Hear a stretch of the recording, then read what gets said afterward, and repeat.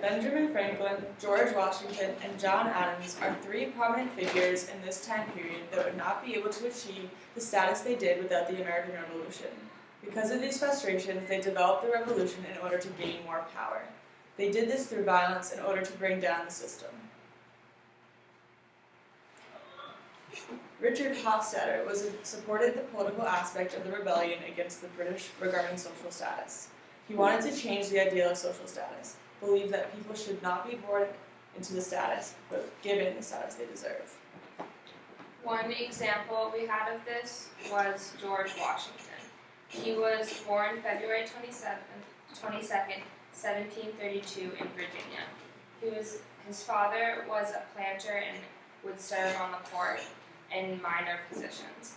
George Washington grew up to be a land surveyor, which was not a very highly looked upon job. He married a wealthy widow who had land in Virginia and a very prominent family to gain status. Her name was Martha Custis. At 23 years old, he gained status in the British Army in Virginia. And he then, later in life, became a farmer on his plantation at Mount Vernon. He did not believe that taxes or social status in England were good or beneficial to people, and part of this was because he was not born into an economic situation in which the taxes were benefiting him, so he had to marry into it.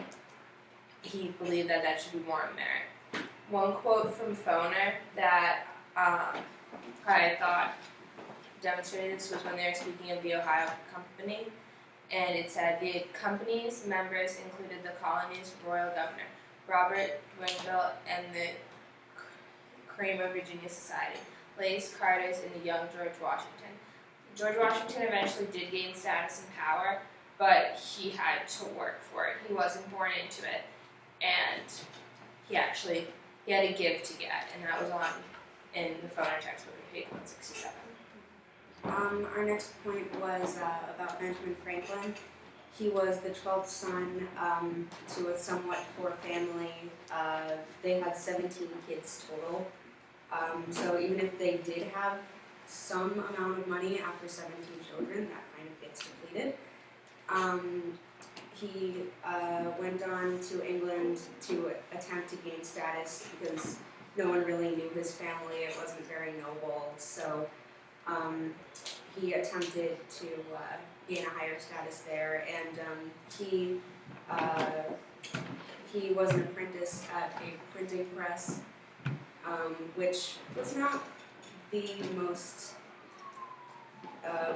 greatest of jobs. Like George Washington was a land surveyor, and throughout the course of the Revolution, he gained just general status, and he got more money, and he became more noble and better.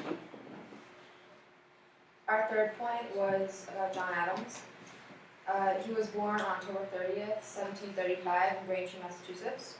He came from a middle to lower class family who owned a farm.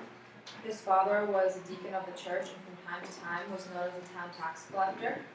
Throughout his childhood, he was known as by his family to be a highly intelligent young man, although he never showed much interest in school. In 1755, he graduated from Harvard with a Bachelor of Arts degree. As he got older, he became more determined to make his mark in the world. And Adams became a critic of Great Britain's authority in colonial America and viewed the British imposition of high taxes and tariffs as a tool of oppression. And now he's known as one of the leaders of the American Revolution. In conclusion, these three figures that we just explained, with the American Revolution, enabled them to gain the status they did, all coming from certain families, whether they had to marry into it or move to England. They all had to